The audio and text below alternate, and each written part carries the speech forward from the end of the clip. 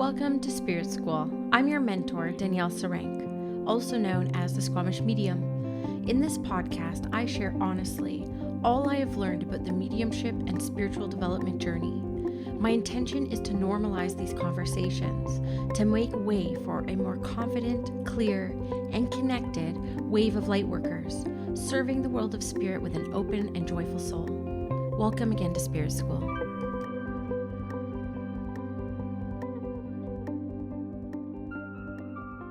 Hello, everyone, and welcome back to Spirit School, another episode of Spirit School. I am so happy to be here. Of course, my name is Danielle, Squamish Medium. I have never felt the need to introduce myself before, to be honest. I don't know if I ever have actually, but that's kind of what's coming up for me now. So I suspect that there's going to be a lot of new listeners. Just to give a little bit of background before I get into the topic of the day, I'm Danielle Searancke, also known as the Squamish Medium. I am a Swampy Cree First Nations Indigenous woman living in the Cosalish mountain towns of Squamish, British Columbia, with my 2 kids and my incredibly skeptical and supportive husband. I have been developing mediumship since 2013. I went public with my practice in 2017. I launched and initiated Spirit School, which is this podcast, as well as an online school and now community in 2018. And I went full time into my practice supporting people from all over the world in their own intuitive and mediumship development, their business development, and of course, doing readings since 2020, since literally 3 weeks before the pandemic. So, interesting enough, that's how I chose to start. So, that must be actually needed out there by my audience. A little bit of a new intro into who you're listening to here. And I really started this podcast in 2018 because what I experienced in the development path was not what my teachers were talking about. And it's not like they were not talking about it because they weren't aware of it. People weren't talking about some of the things I talk about on this podcast because there's a lot of people who try to discredit this type of work. And so there are spiritual teachers and there are people in the spiritual space who don't feel comfortable or safe being vulnerable about the not so great stuff on the development path, some of the mindset work that we have to do, a lot of the inner healing that we have to do to be able to fully come into our confidence in this line of work. I really didn't realize until about 4 years into my development how much I actually needed somebody to talk about this type of stuff, because I look back at my development path and how painful it was and how lonely I felt. I just kind of felt like putting myself out there to be able to talk about some of the things that come up in the development path, because the truth is, I didn't see myself doing this as a career early on. I had a great full-time job that I absolutely loved. And so I really didn't have anything to lose. So I was willing to put myself out there to talk about some of these not so great topics when it comes to development, like insecurity, not feeling good enough, not understanding that how mediumship worked for a lot of my teachers didn't actually work for me. So that was really kind of like the premise of why I started Spirit School, the podcast. And of course, that's still my intention to be raw, real, authentic with you guys as you witness and watch me grow into the entrepreneur. And I would say now an international medium that's known in certain parts of the world for sure. And it's kind of neat to have this podcast as almost like this time capsule of growth for me. And I know that my audience loves that too, because I get messages on Instagram at Squamish Medium saying, like, I listened to some of your old podcasts, or I've been listening since the beginning, and it's incredible to see your own growth. And I think being able to kind of step into the public and being able to grow and start before you're ready and have people witness you is almost permission slip for others that you can start somewhere and you just never know where this path is going to lead you. Everything that I have today with my online school, my membership, even this podcast, I could not have predicted that it would have gone this well. And I still feel in a lot of ways I am just getting started. So before I get into my topic, which really has been this continuing conversation I've been having in my communities from the July Spirit messages around rest, I also just wanted to share that Spirit School has an incredibly new platform now. everything that I create in my programs, in my membership, in my workshops, no matter what I am teaching, no matter what I am sharing with the world, community is at the center of absolutely everything. And I really didn't like having my communities hosted on Facebook for a lot of reasons I don't need to get into. Some of them are political, some of them are just like ethical and integrity. It's an energetic vibe in that place that doesn't align with the spirit school vibe. I also had a lot of my audience, my students asking if I could figure out a way to create community spaces off of Facebook. I have a team of 3 now. There's 4 of us in spirit school. If you can believe it, that's how much we have grown. We have spent all year building out this platform and preparing the space for spirit school listeners. So, up until last week, by the time you listen to this, up until last week, the only way to really kind of be in community with me is through my membership because I didn't have like the time or capacity and the desire to host a free Facebook group. I know those are very popular in the business world. They are a must to build some sort of like pipeline to your other offers. And it just never really kind of sat right with me. So, my podcast editor, Andrea, Concrete and Crystals, who's listening to this and editing this for you guys, she pitched me this new platform, and we have been investing, I would say at this point, over 100 hours and months of our time to build out this space to include a free space for Spirit School podcast listeners. I have like 12,000 people on social media between all my social platforms, but I have way more people listening to this podcast than I have on any of my social platforms. And I've been sitting here wondering, like, who are all these people? Like, I really want to get to know who my listeners are because I know I have such a loyal and invested listener audience. So, just wanting to plug this free community space. If you go to the show notes, there's a link to just join it. There's no strings attached. We've had over 400 people join because I launched the free Spirit School community space with Spirit Guide Week. So, going live for 5 days, teaching different techniques and different philosophies and assignments around building your connection and building your confidence and building a clear channel to your spirit guides. So all that content is still there. If you want to come check it out and do your own spirit guide week and still engage with us, I just want to get to know you guys better. So we open up that space. Feel free to come join it anytime. It is off social media, which I'm very, very excited about. So, for those of you who may not be very open about your spiritual interests, it's a little tucked away corner of the internet that has no algorithms attached to it. It's just more of like a safe space to talk about some of your spiritual curiosities. So, hopefully, we'll see you in Spirit School in this new platform. And it is an all in one platform. So, if you ever did want to invest into the membership or invest into the initiation, my 12-week mediumship foundations experience, which is happening again in September, you do it all within this one space. It's not a salesy space. And I feel like it's just a place for us to connect in with one another without all the distractions and all the like psychological stuff that goes on social platforms. So hopefully you'll come and join us. I would love to get to know you better. And it's been a lot of fun opening up the space and seeing how many people are coming into it. So, yeah, I'll also pop in the link for the wait list for the initiation because I only run it once or twice a year. This will be my 6th time running it. I've had hundreds of people go through it. It's very, very affordable. And the wait list does get a discount. I don't do early bird sales. It's only my membership community and the wait list that will get first dibs at registering because there's only so many spots to work with me one on one through that as well and a little bit of a discount before I launch it to the public. So definitely hop on that wait list if you're interested in that or come to the new Spirit School space. And I can't wait to get started on that again in September. So let's get on to the topic I really wanted to cover today. I have talked about this topic before. There's a podcast episode I did a couple of years ago on this topic. I think it was called Why Taking Breaks is Good. And if you do listen to my podcast regularly and you listen to my July spirit messages, spirit kind of blew my mind a little bit because even what I say to you guys during the spirit messages, I'm almost like receiving more, but I don't quite know how to express some of what I am receiving. And so some of the clarity even comes to me once I stop recording and I have time to kind of like give myself space and integrate some of what came through in these messages.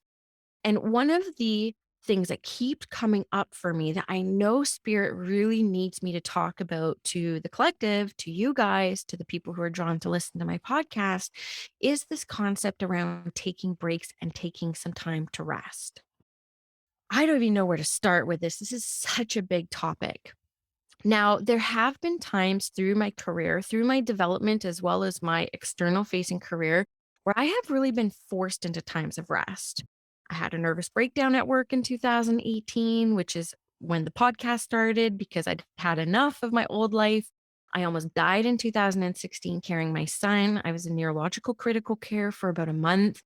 I couldn't go back to work. I had to take a 6-month break from development and doing readings because I felt closer to death than I did to the heavens. I went through grief for my first time in 2020, and I had to take a 5-month break from doing readings because I didn't know how to connect mediumistically with such a broken heart. And I had to almost redevelop, which I didn't actually need to redevelop. I just needed to find my confidence again when I look back in hindsight. And then there was another time in 2022, early 2022, where Spirit was really asking me to experiment with one of these teachings that I teach in the Calling, my business program, around working in seasons. And they're like, I want you to try it. I want you to see what it feels like to spend half the year teaching and then half the year doing readings. And so this is my most recent lesson, which is how come I wanted to talk about this topic because it's kind of scary taking a big chunk of time off and then stepping back into the arena to do public work. I have, as I just explained, taken a few breaks before, and going back into doing the work can be quite scary because, again, there are thoughts that come up like, will this still work? Did I go backwards? Did I lose momentum? There's a lot of worries that we have stepping back in. Will I remember what to do? Will this still work the same? I have gone through all of these as well. And early in my career, which I actually see a lot in my students now, which is awesome. I'm not poo pooing on anything, not judging anything. This is just the path for a lot of us, not everyone, but a lot of us. But even when we take a couple week break, what tends to happen is we try to build our confidence back up by doing a few practice readings before we go do a paid reading. Again, these are all things that I have also done myself. And in hindsight, longtime listeners will remember in January 2021, Spirit really came through with a strong message around unconditional power, not relying on building our own personal power from external validation, from external conditions. That's power on conditions. Spirit was really guiding us through 2021 through the Spirit messages on how to build true personal power from the inside out, not the outside in. And I can see those times of really trying to step back into the work as relying on external conditions to make me feel confident again and to make me feel validated that it still works, the break was good, et cetera, et cetera. And it took me a few years and a few breaks to understand that confidence is really on the other side of that action, which is a quote from my public speaking coach, Danielle Searancke. People in my community who got to take her workshop in spring will remember that she talked about this. There's actually not a whole lot that is going to give you confidence. Like you can't manufacture that confidence, that true inner confidence until you're on the other side of the thing. And that is one of the things that I noticed the most about taking breaks and about stepping back into the work is you just kind of got to do the thing and see what happens on the other side of it. And there's a lot of confidence that comes where you're like, oh, wow. And this is one of the big realizations for me. And I've seen it time and time and time and time again is that whenever I take any type of break from doing readings, and I'm just using readings as the example here, whenever I step back into it, it's like a whole nother level. There's like something that happens in that break, in that space, in that time off. And we're going to call it integration in that time of integration where things settle into like the cells of my being that propel my development further than continuously doing development in workshops. So early on in my development, and I know some of you will resonate with this, I really kind of hopped from mentor to mentor, teacher to teacher, class to class, workshop to workshop, retreat to retreat. really trying to continue to be immersed within the skill that I have been developing. Of course, we all have gifts of mediumship. We all do. Every person on this planet can connect mediumistically, but it takes years of development to turn them into abilities. So, abilities is very different from a gift, right? And I teach this when I talk about charging. How can you charge for your gifts? Like, we all have these gifts, but it takes time, investment, financial investment to really feel confident in the ability of mediumship. I used to feel after my big break in 2016 when I was carrying my son, I really didn't know how it was going to work coming back. And I remember having to take those 5 months off because I just couldn't connect mediumistically. I couldn't get to those vibrations. And I think that my soul was saying, you need to have this human experience, right? Don't worry about the spirituality. You need to have this human experience because that's going to propel you forward in ways that spiritual development can't. So I honored that human experience. And when I did come back into readings, they were better than they ever were before, and better from my perspective, because of course, readings and the quality of readings is very subjective. What the sitter experiences and what the reader experience are two completely different sessions, and they will have two completely different takes on what that session actually was. So good, and I'm putting this in air quotes, is subjective. Okay. So from a reader's perspective, when I felt really good about my readings on the other side of a bigger break and taking time to rest and integrate, I didn't realize how much development was actually taking place during those times of rest. More recently, I can tell you that like taking 6 months off from doing paid readings and doing free group readings, I say free because people are paying for the membership, but demonstrations where I'm not selling to an external audience. In my masterminds, I do mediumship masterminds with 6 people at one time, doing just little connections within there. It's like things started to become so much clearer and more detail started to come through. And I haven't been doing any intentional development work. I have literally just been building the foundations of spirit school for these past 6 months. And now that's behind me, I'm ready to kind of step back out into the front of my business again and do demonstrations in Squamish. And I'm going to do public ones online. And I opened up my readings the other day for July through my newsletter, and they sold out in an hour. Again, for people who think that taking a break, you will lose that type of momentum. I don't think I've had a DM about, are you doing readings for a couple months now? Like people haven't been banging down my door for them. And I didn't know if they would all sell out. I put up 10 readings for July. I put them up on Instagram. I made a comment and one person booked through Instagram. And then I mentioned it in my newsletter and they were all gone within an hour. So there's more evidence there that I have created for myself that taking 6 months, almost 7 months off from publicly opening up reading sessions, you would think that not building that momentum and not staying on top of it, not constantly talking about it and not constantly being in it, I would have somehow stifled that energy around it. But that's not what happened at all. It's like almost like people were like waiting for it. And I feel so confident going into these next set of sessions because of this time I've given myself to rest around this area of my spirituality. So these are just kind of like lived examples that I personally have, that there is something that happens in those times of rest, that there's deeper development taking place than constantly showing up and almost like forcing myself to stay in the craft. I see this in my membership a lot. There's a lot of people who like stay in the membership because they get grandfathered into the rate that they sign up at. So I still have people who are paying like $77 Canadian to be in the membership, whereas other people are paying a bit more than that, almost double that. So a lot of people do choose to stay in even when they are taking those times of rest. And I know the mindset that happens during those times of rest, but they always come back a bit nervous. Like I haven't been connecting for a little while, da, da, da, and then they hop back into the sessions. And it's almost like there's like a newfound love for it. There's a new level of spiritual maturity that happens. And they step back into it with more confidence. And you can't quite put a finger on what that shift was or what that light switch was that kind of went off. But it's how it happens. And this is exactly why Spirit gifted me the name of the initiation for my 12-week mediumship foundations experience, because that's exactly what this path is. I always say, like, you develop, and at certain times, you will be pulled away from this path from your human experience, but finding yourself back in it is the initiation process. You are being initiated into this world, into the mediumship development world. Ooh, my ears are ringing just as I'm talking about this. You are being initiated when you bring yourself back into this work.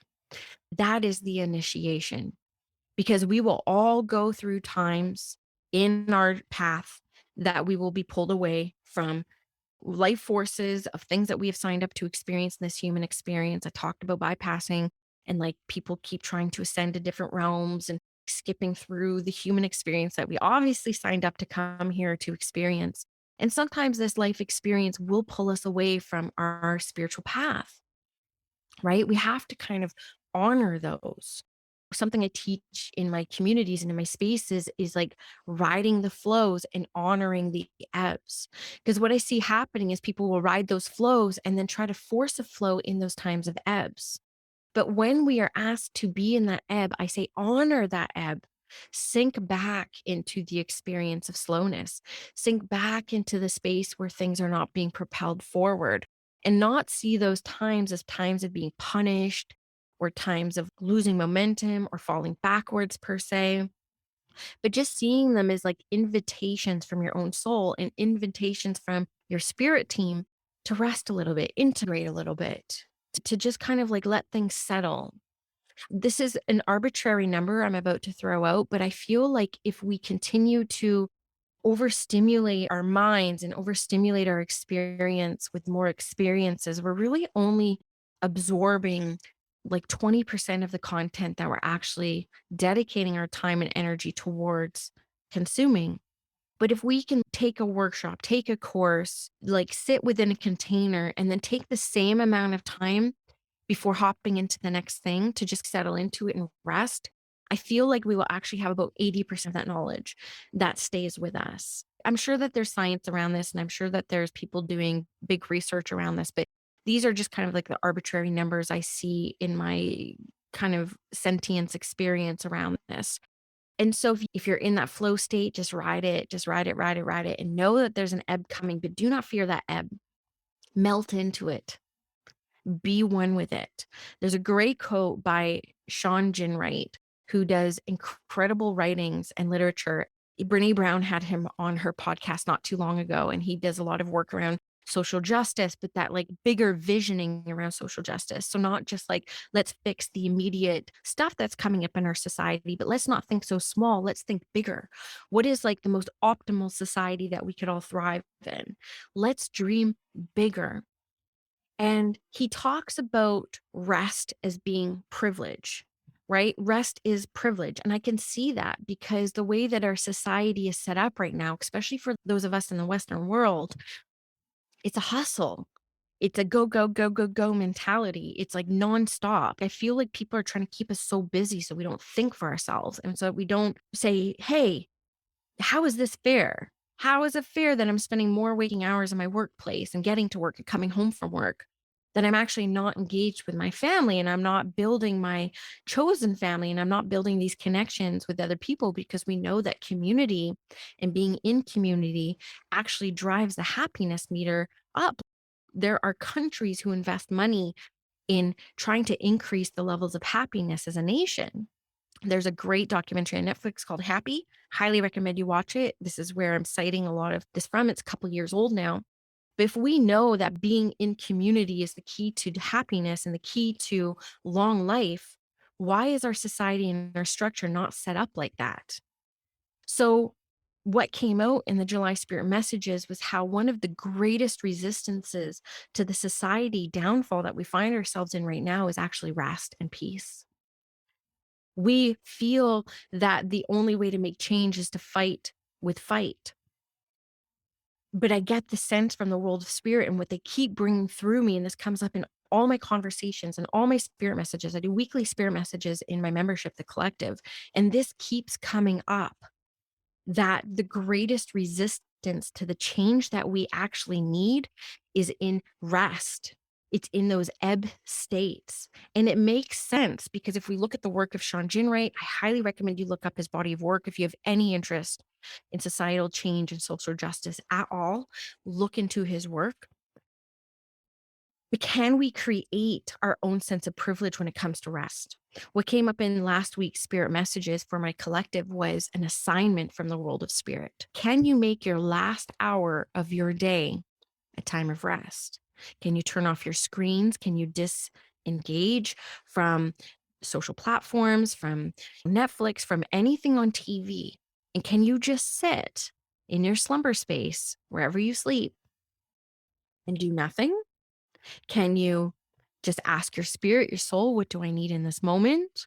Can you maybe allow yourself to pick up a book or a journal, or can you just sit there and be a visionary? Because by keeping so dang busy, and this is in our society world, this is how we make money. This is capitalism. This is how our society is set up to keep us busy. But what's happening is we're carrying this framework and we're carrying this way of being over into our spiritual development as well. And I see that too. I always wondered why I only launched the initiation once or twice a year. I could literally make $1 million a year launching it consistently, but that doesn't feel good to me. I like spaciousness. I like rest. I like time off. I don't want to work 10 hours a day. I've done that lifestyle. It wasn't the best. So sometimes it takes people in leadership positions to model what slow and steady looks like. And I feel like that's a lot of the content I create for this podcast as well. I'm very open. I'm 9 years into my development journey. I still feel like a baby. I still don't think I have quite made it. And I'm not in any kind of hurry to make it. But I see this same line of consciousness, the same way of being in the real world, this busyness, stay busy, keep going. You're not making progress unless you're moving. It's like Busy Little Bees, that movie, the bee movie. Go watch that. It's a good example of how I kind of see happening in the real world. And you need to kind of assess for yourself, am I doing this over in my spiritual space? Am I trying to rush things? Am I carrying over the mentality that you need to keep busy and you need to keep moving and you need to keep in it to be able to be successful in it? Because that is not the case. I am a living, walking example of somebody who has taken 4 huge times of rest in my career.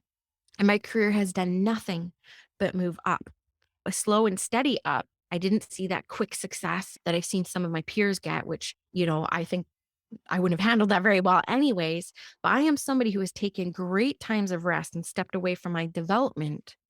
And I've seen nothing but an upwards incline. Of course, all of our lived experiences will be very, very different. But I ask you to experiment in it. I ask you to honor some of these breaks in your path. I ask you to honor the times of rest. I ask you to see rest and see time and space of not doing just for a little bit as exactly what we need to get the inspirations from the spirit world and from our own higher consciousness and from our own souls on where we go next as a society. I haven't lived for very long. I'm going to be 40 in a month. So I'm almost at my midlife, I would say. God willing, I'm able to kind of live to 80 plus. I have never felt this before, that I feel that in my lifetime, we are going to see big societal change. And there is a reason why we chose to come here during this time in our locations as the people that we are, to be part of this really big change. And I'm trying to say this from the most grounded perspective possible. You'll notice I don't talk 5D. I don't talk about dimensions. I am a teacher for the everyday person. There's nothing fancy to see here. I am literally trying to explain this in the most grounded and practical way possible. But we have people in both extremes of our society right now. We need people in that middle road. We need people in this grounded perspective. We need people in the state of visioning what our future is as a collective. And I feel like there is more power to the piece. I feel like there is more power to this visioning, but we need to give ourselves space to be visioning. And I don't mean schedule it into your calendar on your lunch break. I mean, how can we create an atmosphere, an ecosystem within our own life, within our own space that we choose to live in, our homes, our businesses, whatever? How do we create a pattern and a way of being that allows space for constant visioning? Because it's not like we need this visioning and then we move on to the next thing. This is something that we need to dedicate the rest of our life to and incorporate into our spiritual practice. And I feel that that's why we see rest as a privilege. And that's why it's only accessible to certain people who have a certain lifestyle. And I am one of those. I am never hesitant to acknowledge my privilege as a white passing Indigenous woman who, I consider myself to be quite well off now. I wasn't always like that for me, but it is now. And so I do have the privilege and the financial freedom and the space to be able to be that visionary and have that space to be able to do that. But I do get the sense that we can create this privilege in the most simple of way, all walks of life. Take an hour, take the last hour of your day to just be one with yourself, to give yourself a bit of rest. Because I just feel if a lot of us do this, we are showing society kind of like what resistance is. And we still need those people out there angry. And we still need those people out there, protesting. We need those voices. We need that energy. And we need the polar opposite as well, because this is what is shaking up what we've let slide for too long. And then we need people who I think are you, who are listening to this, to be those visionaries for what is to come. Because we're not going to be on this planet very long, but our children are, and our children's children are. So don't fear the rest. Don't fear the ebbs. Don't fear taking time and space away from being in the development world to allowing yourself to integrate a little bit. Do not carry over how they have told us to live in our society and translate that over into the spiritual space. We get to do things differently here, and we get to make up what works for us. What works for me is not going to work for everybody. I get that there's so much intersectionality that comes into the spiritual space that I'm still trying to learn and figure out about as well. So I can incorporate a lot of that into my teachings. But I do get the feeling that those that will be drawn to listen to this will be able to carve out a bit of time every single day to rest. And that's just it. And funny enough, this came through yesterday. Okay. This came through yesterday in my spirit messages in my collective, because I do them weekly there. And no joke, this is how spirit communicates to me. I pull out the Gospel of Mary Magdalene by Jean-Yves Leloup. I'm sure I'm butchering that. And I read the book for an hour last night because I'm doing exactly what I tell my audience to do. I'm literally living the medicine that is shared through me. And sure enough, one of the whole pages there talks about days of rest, the Sabbath, but not just days of rest. They say you need to incorporate rest every day. Okay. And this is how come it's coming up in this podcast episode too, because spirit keeps bringing it to me. This is how important this is. So whenever you lean into rest, whenever you lean into the ebb, whenever you lean into, I think I want to take a step back for a second and just be a human for a second. What's coming up for me as a resistance? What are those stories? And then look if there's any parallels into the way that we're told to live as a society. And if there is, the resistance and the change is going to be in the rest. Okay. So I feel like that is a good place for me to end. Obviously, I'm very passionate about this topic. Obviously, I love you guys enough that I just feel like sharing some of these more kind of like intimate moments on my path as well. If you want to come into the spirit school space to discuss this podcast episode and like share your own thoughts and your own philosophies around this, I created a space that is free, no strings attached. Check out the links in the bio. Hopefully we'll see you in spirit school and we can enjoy some of these conversations. I'll see you on the next episode. Did you know that Spirit School is not just a podcast? It's an actual school. If you go to myspiritschool.com, you can invest in self-study courses, live programs, and of course the Spirit School Collective, my baby, my monthly membership community. All Spirit School offerings are intended to get you feeling clear, confident, and connected to your spiritual path, your development journey, and of course, connected to other spiritual curious souls who are having similar experiences to you. I hope to see you in Spirit School.